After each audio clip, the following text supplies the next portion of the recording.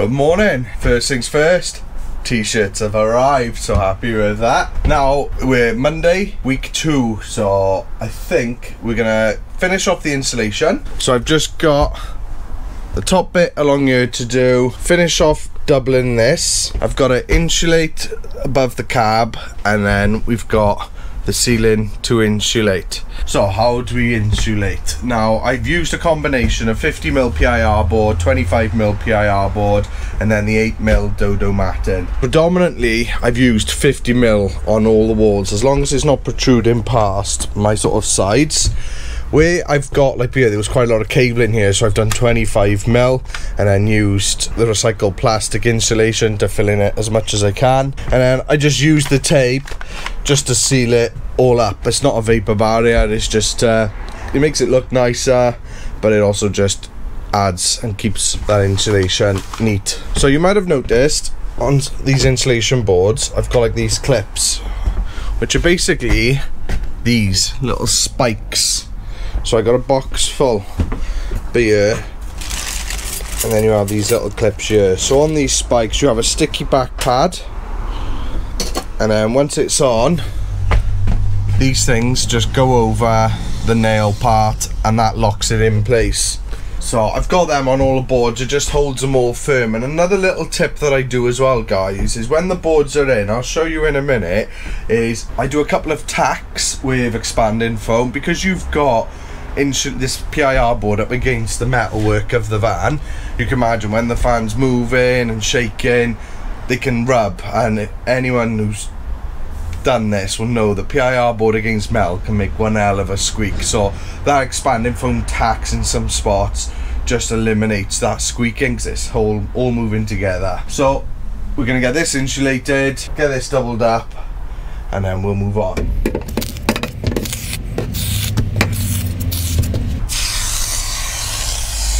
So a little tip when you're cutting insulation, it's something we do with plasterboard as well. So say I want a 30cm strip, I will set my measuring tape to 30, and I'm going to use the blade at the end of the tape to mark the board. That way I can cut it nice and quick, snap it, and just slice the back half. Okay, so just coming up to lunchtime, and I have completed all the insulation. So but here was where I got a lot of cable in, so I've just got, I don't know if you can see it, but I've used the white plastic insulation, this stuff, and that's just cover it, keep it in. I've doubled up everything by here, so that's finished. Got the last bits down by here, I've just got to tape those up. What else have I done?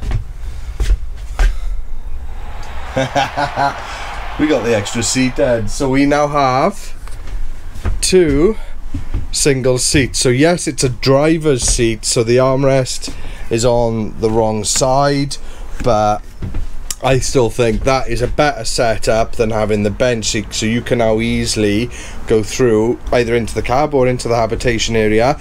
Now it was a really easy job, because on the back these just hook on to these like bolt type things.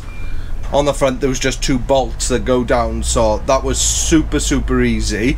Obviously because it's a driver's seat, it hasn't got a seat belt here, so I've got one here, and it comes down here, and I've got the end here, look.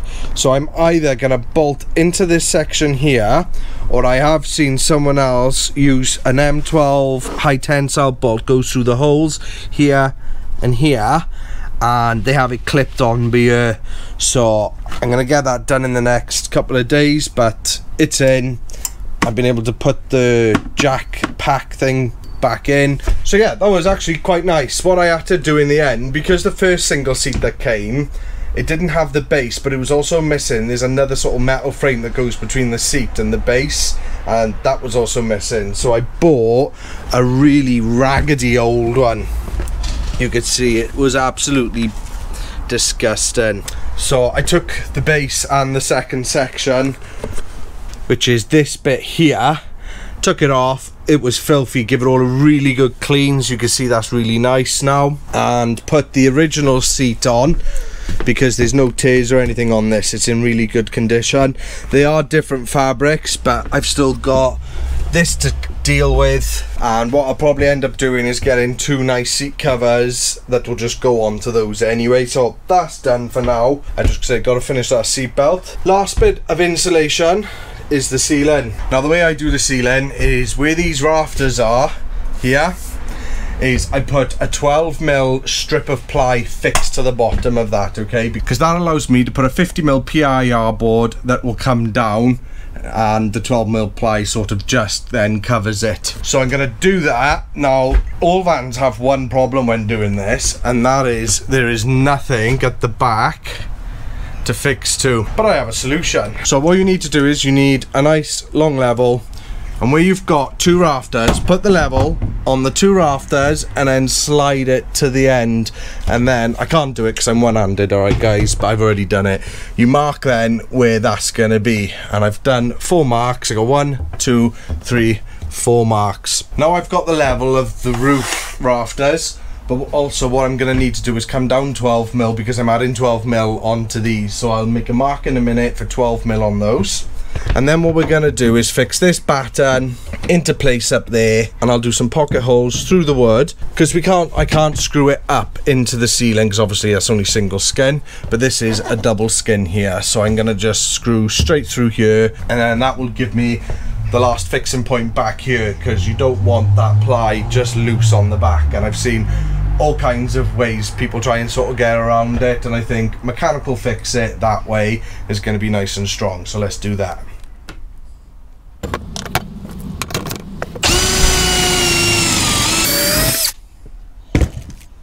Right, and that's given us a nice pocket hole. So I've done a couple. You can now go mark 12mm down and then get that fixed into the side. And I'll probably use a bit more expanding foam as well to give it a bit more adhesion. Right, so I've got it on the line on the 2 ends, but because there's a curve in the roof, it's actually hiding the middle ones. So what we'll do is we'll fix the 2 end ones first, and then we'll just gently push it up to get on the lines, and then we'll tack it in there.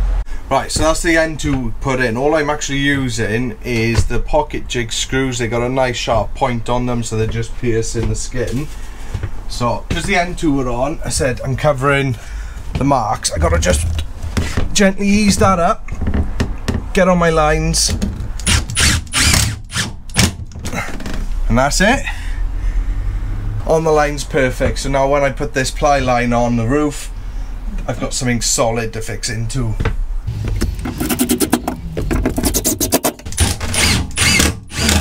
Happy with that. That's good.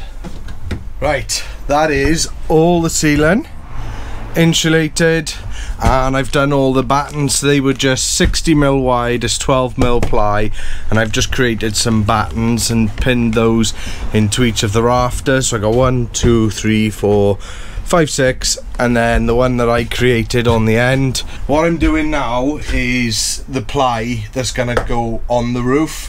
So a couple of things to remember. So like ply is, let's say 1200 for argument's sake wide. I want to go to the back here. Now 1200 would come to about here.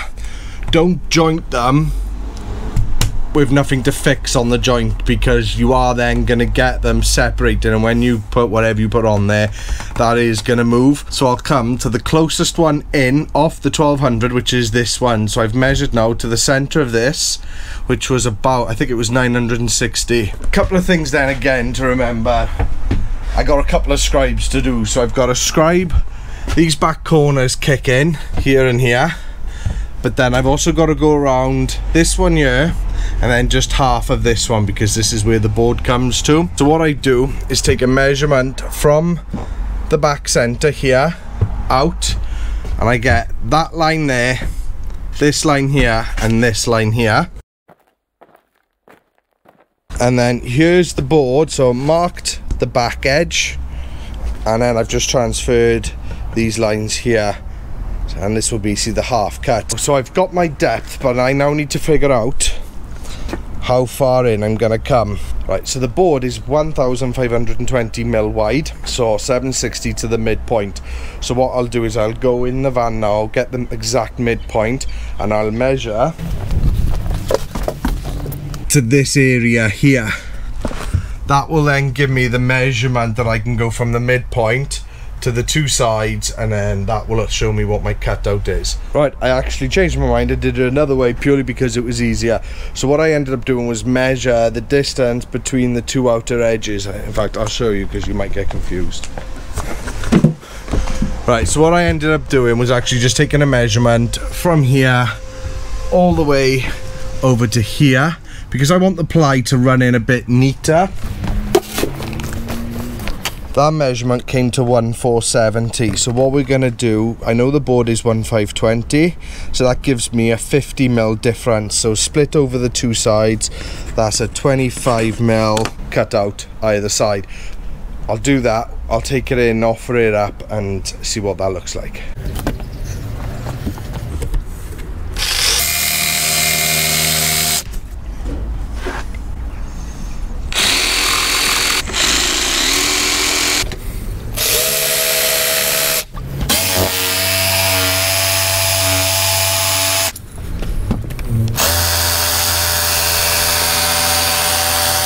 Right, that's those cut. Let's go see if it fits. Right, it did fit. I couldn't record it. I had one hand on ply, and you can imagine I was like spaghetti junction.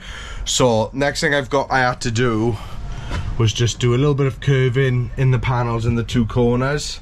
So that has now fitted nicely. And the next thing to do, this board has actually got a skylight in it as well. So what I've done is measured from the very back line to this line, because this is my internal 400 by 400, and that was 196, so that will be 596. And then this is bang central in the roof, so I can go to my center point and go out 200 either way. So here's my back, from the back to that line, 196, 596. I got my center mark for the whole board, because this is going central, 200 this way, 200 that way. Then got a measurement from the end of the board to here, transferred that up there, and then added 400 on. So I'm going to cut this out with the track saw and then finish the corners off with a jigsaw, and he should fit quite nice. Now what I'll do is I'll cut out the pencil lines on this and make the hole about 402 by 402, because if I'm a mill out, it's going to just cause me problems, whereas if I'm a mill over, it's not going to get seen. The trim is going to cover it.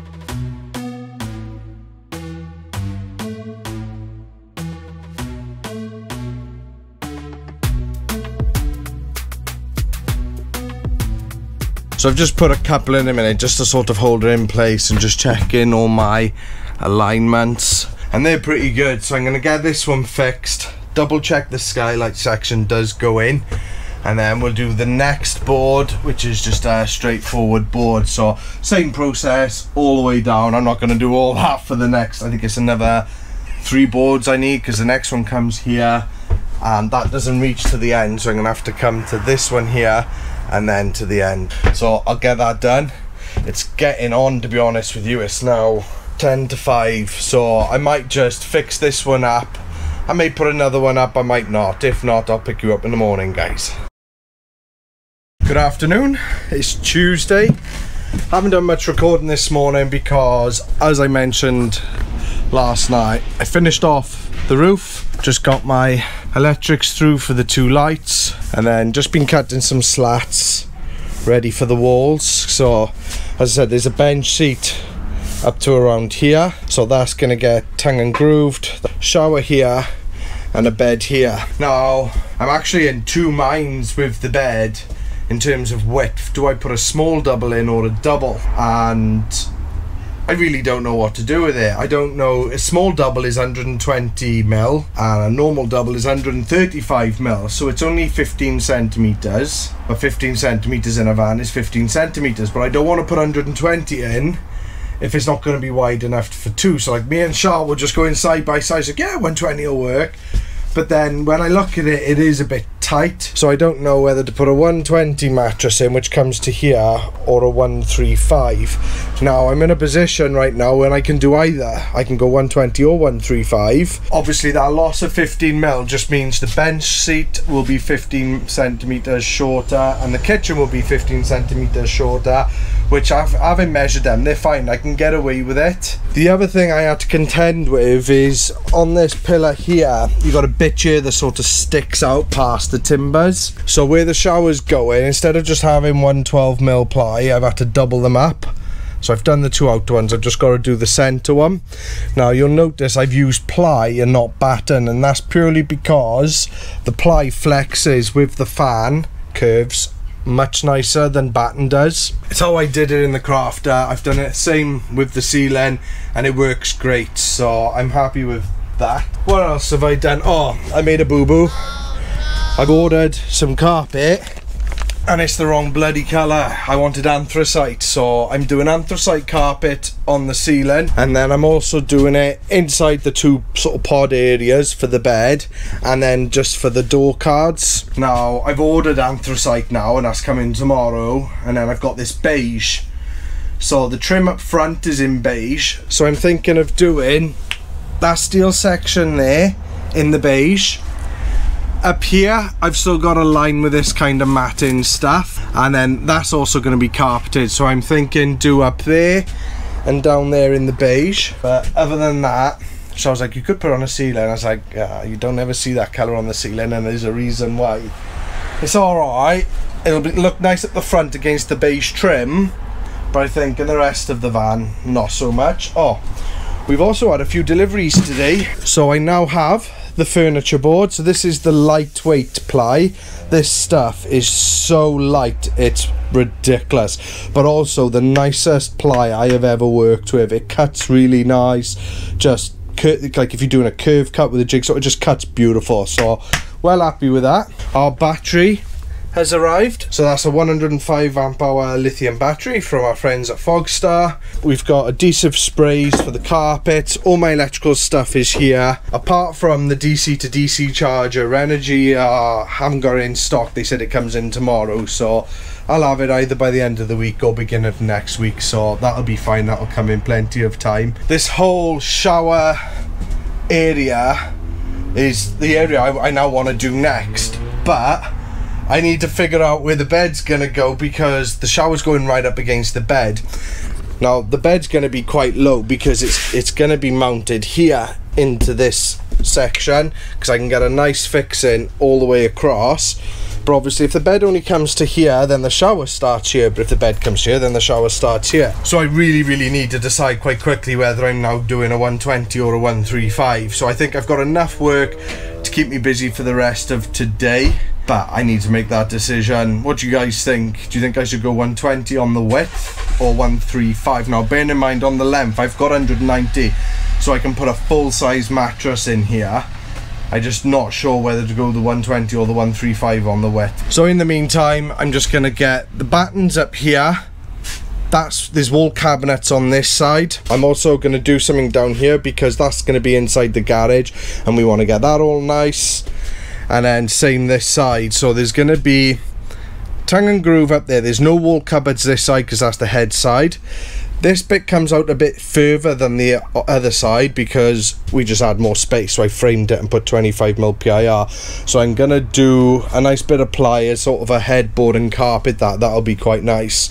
And then we're gonna have our kitchen there, and that's gonna come to around here. The same as we're gonna have wall cabinets from about here, and that'll come then to wherever the bed sort of ends. I've also set up Instagram and Facebook. Now Charlotte's always dealt with that on the Rux page, so that's all completely new to me, and she's sort of trying to help me, teach me how to work things out on it, but it's set up. Now I don't do the Instagram as much, I prefer Facebook. So if you want to send us a message, if you've got any questions, you can send us a message on there, and also our email's in the description below. So if you want help with your build, need a bit of advice, I'm happy to help you guys out. So next job, crack on. We're just getting these battened. I just need to go cut me some more of these 12mm strips of ply and just get the rest of this battened out. Gutted that carpet's the wrong colour.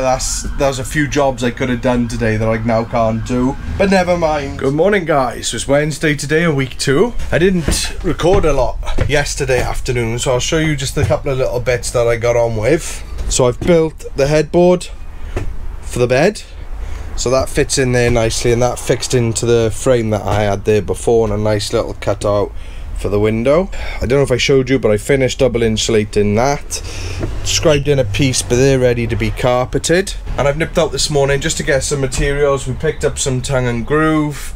There's not loads in here, it's mainly I think above the bench seat, and then the kitchen wall beer, and that's it. So it's not a great amount of it. I might do the garage in it, I don't know yet. Got back, and then I did do one other little job, and that was get the seatbelt fitted to the passenger seat. I actually used a YouTube video to see this hack, and it was pretty good. So I've used an M12 high tensile threaded bar with M12 nuts and washers, and on the ends I got lock-in nuts, nylon nuts, and that's on there. Now this is what it looked like prior, so it's a tiny little nut and bolt. I've actually increased the size of the nut by quite a bit. So that's another job done and ticked off. I've been also spent this morning, I went to about 5 different places looking for a shower tray. I was hoping to pick one up off the shelf, but I'm gonna have to order it because I want a 700 by 800 rectangular one.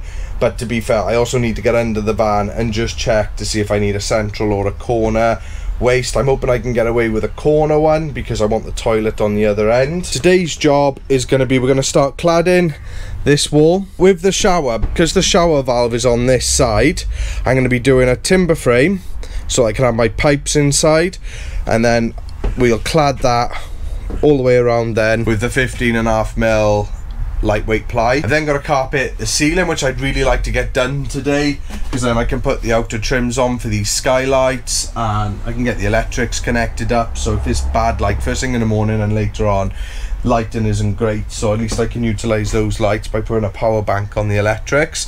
We can also carpet the 2 bedsides. Now with the doors, I'm thinking I'm gonna scribe and make some door cards out of 6mm ply that will cover the entire door, and then I'll probably carpet those as well. I'll worry about that later on. We're gonna crack on, do some tongue and groove. I've still got to do, I keep avoiding it because it's such a small space, and I do need to get on with it, but I really gotta get that insulated as well, because that will then need to be carpeted, and then I'll be doing a B-pillar frame. So quick little update there guys, let's get this going.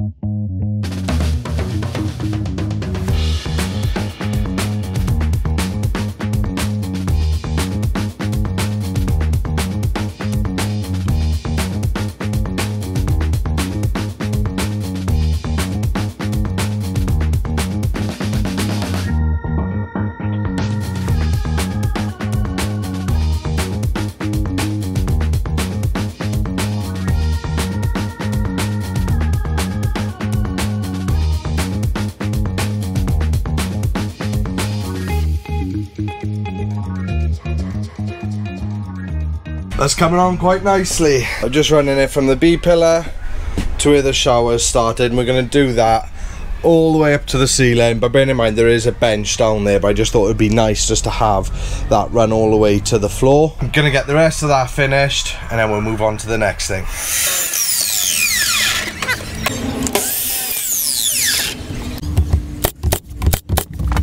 So that's this wall completely finished. Would you believe I actually ran out of full length boards and had to use 2 halves on the last one? But I'm not too worried because that's inside the wall cabinet, and that's finished off quite nice.